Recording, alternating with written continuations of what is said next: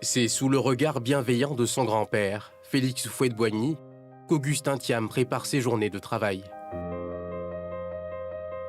Devenu chef canton à Koué, comme Houphouët-Boigny avant lui, le gouverneur de Yamoussoukro a accepté de nous ouvrir les portes de la résidence privée du premier président ivoirien.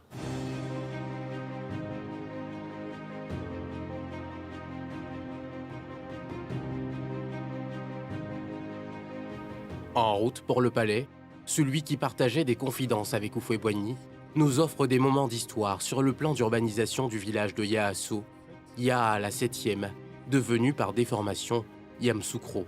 Un jour, je lui ai posé la question, je lui ai dit, mais grand-père, je ne comprends pas. Pourquoi tu fais des rues aussi larges? Pourquoi tu fais ce gigantisme-là à Yamoussoukro? Il m'a répondu, il dit, mon fils, je m'inspire de George Washington.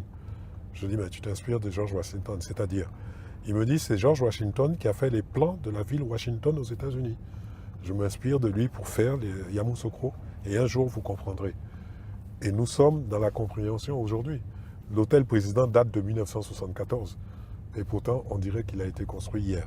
Ces larges avenues que nous voyons aujourd'hui et dans lesquelles nous roulons semblent avoir été construites il y a quelques jours, alors qu'elles ont 30 ans.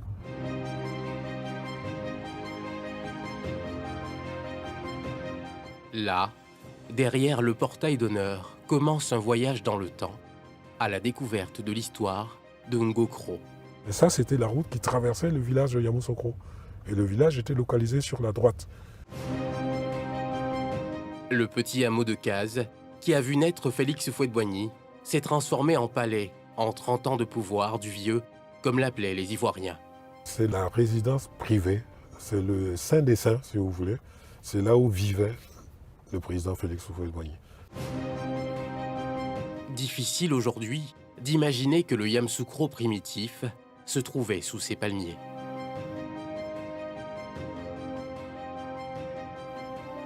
Sur le perron, on peut admirer de l'entrée principale les deux béliers grandeur nature, symbole de la famille de celui qui s'est forgé un nom pour entrer dans l'histoire.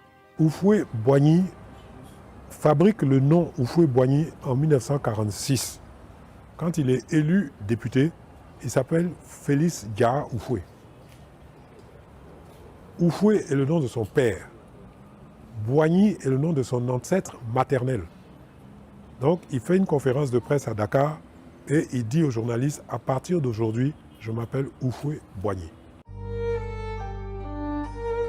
La résidence est bordée par une mare sacrée avec ses caïmans,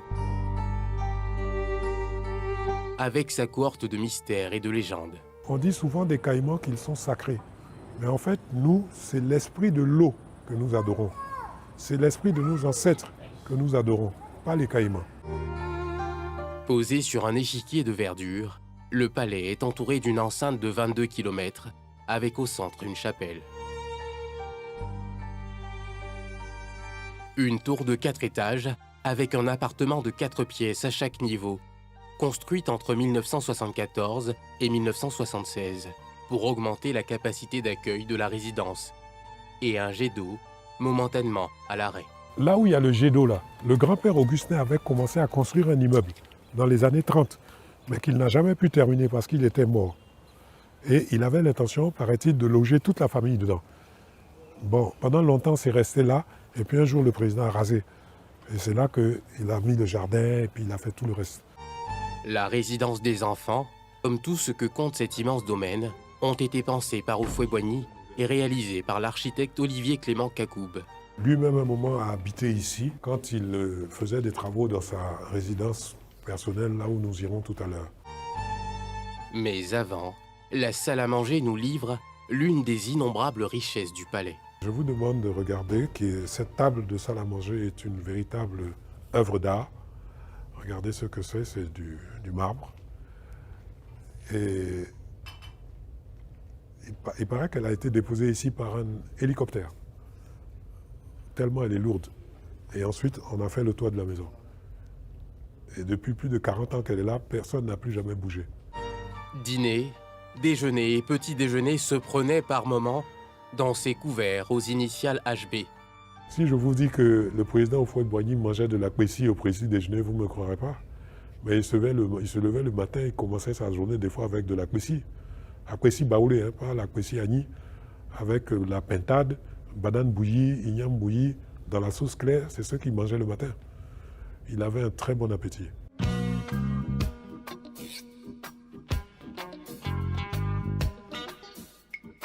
C'est dans les appartements privés du père de la nation ivoirienne que l'on se rend compte du rayonnement de cet endroit d'histoire et de mémoire. Le symbole de la famille Boigny et le symbole de la Côte d'Ivoire, côte à côte, vous accueille à l'entrée de sa résidence privée. Il n'y a aucun objet qui est une imitation ici. Tous, ce sont des objets de collection, authentiques. Quand vous voyez des meubles 14e siècle, 13e siècle, c'est vraiment 13e, 14e siècle. Ce lieu unique, témoin du parcours d'Houphouët-Boigny, nous révèle le sacrifice de son frère cadet, Augustin. Le grand-père Augustin était analphabète. Il a préféré gérer la famille. Et comme il n'était que 2 garçons, laisser son grand frère aller à l'école, faire des études. Et en quelque sorte, il s'est sacrifié, entre guillemets, pour son grand frère. Et il est mort jeune, en 1937. Et c'est ce qui a obligé le président Houphouët-Boigny à arrêter sa carrière de médecin pour venir prendre la chefferie à Yamoussoukro. Surnommé le sage, Félix Houphouët-Boigny, le médecin, devint dirigeant syndical du RDA, ministre du gouvernement français, président de l'Assemblée nationale ivoirienne, Premier ministre et enfin président de la Côte d'Ivoire en 1960. Derrière ce panneau se trouve sa chambre, mais bon, on ne permet pas aux caméras d'accéder là-bas. Et vous tapez. À Pardon? chaque fois, quand vous arrivez, vous tapez, quand vous devez rentrer. Oui, parce qu'il y a 2 portes. Vous pouvez ouvrir ici. La première porte, là, c'est un bureau. Si vous arrêtez votre caméra, Yamoussoukro devient alors le centre du pouvoir ivoirien. Ces salons d'apparat deviennent le cadre de rencontre avec les grands de l'époque. souvent, quand il recevait les gens, on vous fait asseoir dans le fauteuil qui est là, et vous vous asseyez là. Et c'est là qu'il recevait ses hôtes de marque, ce divan-là. Ça va de Léopold Sédar Senghor, en passant par Paul Biya, en passant par Sa Majesté le roi Hassan II, en passant par Jacques Chirac, Jean-Marie Le Pen, il recevait tout le monde. Frédéric Declercq, Nelson Mandela, vraiment très très éclectique, il recevait tout le monde. Yamoussoukro était la ville de tout le monde.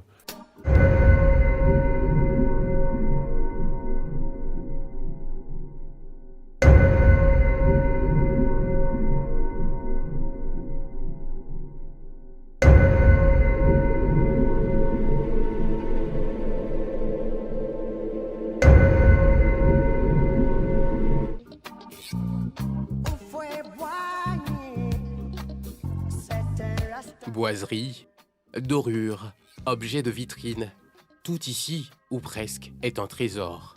Regardez même dans les vitrines, les articles qui sont dans les vitrines en ivoire. C'était un collectionneur. Et il y avait des gens qui achetaient des œuvres d'art pour lui en Europe. Ici, sur les murs, il y avait des tableaux de Buffet, de Modigliani, de Picasso. Il achetait des tableaux comme ça qu'il mettait au mur, qui coûtaient des centaines de millions. La résidence est une majestueuse enfilade de pièces dotées de décors somptueux, comme le grand salon des réceptions. C'est pour moi la plus belle pièce de la maison. Les couleurs, tout est pour moi en harmonie, il n'y a rien qui tranche. Le vert des fauteuils est repris dans le tapis. Les dorures des rideaux, le bleu, tout est luxe, calme et volupté. Et parfois, je me demande, même le plafond, comment ça tient. Vous avez une portée de près de 40 mètres. Il n'y a aucun poteau. Ça tient comment, le plafond? C'est même une prouesse architecturale. Ça, c'est un cadeau de l'empereur du Japon. C'est de la roche volcanique sculptée. La salle à manger, qui jouxte le salon, a souvent servi pour les retrouvailles familiales, avec au centre la chaise du président. Nous accédons à une salle de réunion où il a rencontré aussi des chefs d'État, il a tenu des conseils des ministres ici. Construit en 1967, le salon Bourguiba et ses lustres à l'effigie du clan Boigny rappellent le faste des lieux. Les coûts des travaux du palais ont à une certaine époque alimenté la polémique avec le fameux slogan de l'opposition « Houphouët voleur ». Beaucoup d'Ivoiriens peuvent penser et dire ce qu'ils veulent. Mais je ne vais pas répondre directement à cette question. Je vais répondre par un fait historique. En 1944, la France décide de lever un impôt colonial auprès de toutes ses colonies pour aider le gouvernement français en exil dans son effort de guerre, en 1944. Tous les Français de Côte d'Ivoire réunis cotisent 10 millions de 1944. Houphouët-Boigny, lui seul, donne 10 millions de 1944. Il n'était ni député, ni président. Il voulait qui? Voilà ma réponse à ce genre de questions. Sa toute-puissance, c'est dans ce bureau qu'il l'exerce quand il est à Yamoussoukro. Notes, rencontres, tête-à-tête, l'homme fait corps avec la politique. Vous savez, quand on atteint certaines dimensions, j'ai l'impression qu'il était homme d'État 24 heures sur 24.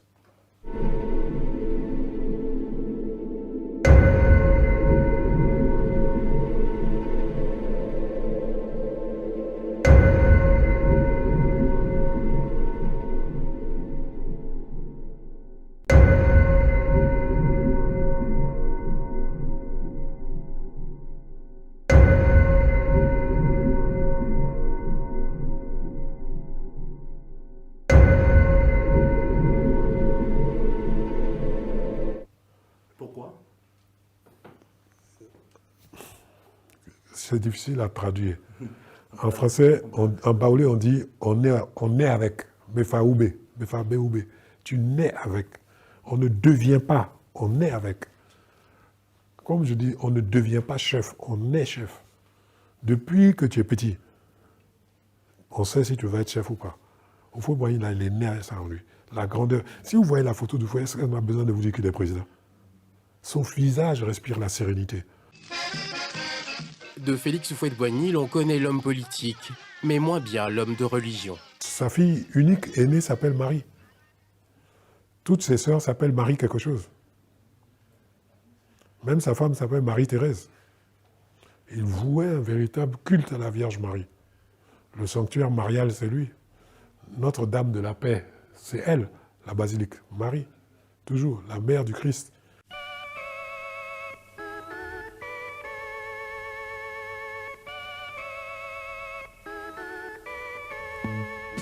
Houphouët-Boigny meurt le 7 décembre 1993 à l'âge de 88 ans. Son corps repose au milieu des siens, dans le caveau familial qui l'a fait construire. Là, vous avez la tombe du président Félix Houphouët-Boigny. À sa droite, celle de son fils aîné qui s'appelait Félix, mais qui est mort en bas âge, à 10 ans. À sa gauche, celle de sa mère qui s'appelait Ndrikan. En face de lui, celle de son petit frère Augustin. Ne sont enterrés ici à Yamoussoukro que les membres de sa famille maternelle. Parce que chez nous, les Baoulés, quand tu meurs, normalement, ton corps doit revenir à ta famille paternelle. Donc ici, en grande majorité, sauf lui-même, normalement, lui-même, on ne devait pas l'enterrer ici. On aurait dû aller l'enterrer à Didier-Vie.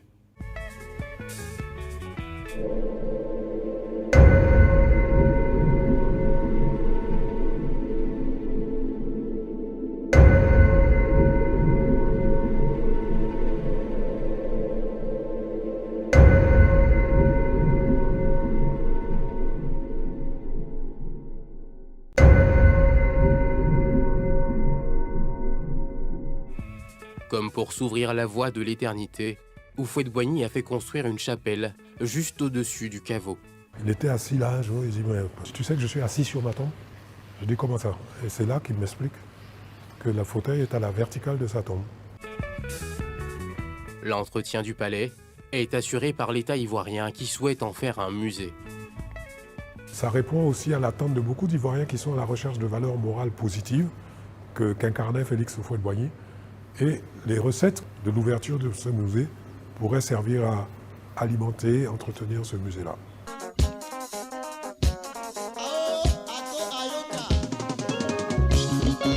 Houphouët-Boigny aura marqué son siècle d'une empreinte indélébile. Son palais de Yamoussoukro, lieu mythique et légendaire, est l'un des plus beaux trésors de celle qu'il a aimée plus que tout, sa Côte d'Ivoire.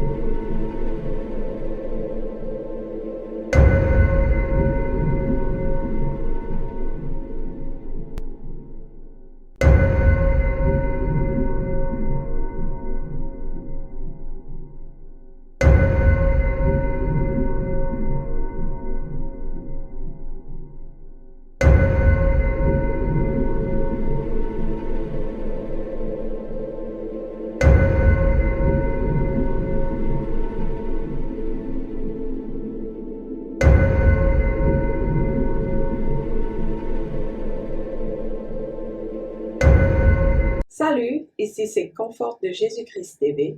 Merci d'avoir regardé cette vidéo. Nous vous invitons à vous abonner en cliquant sur le bouton s'abonner juste au-dessous de l'écran. Et surtout, n'oubliez pas la cloche de notification afin que vous puissiez recevoir toutes nos alertes chaque fois que nous avons une nouvelle vidéo, un nouvel enseignement, une nouvelle dénonciation, une nouvelle exhortation.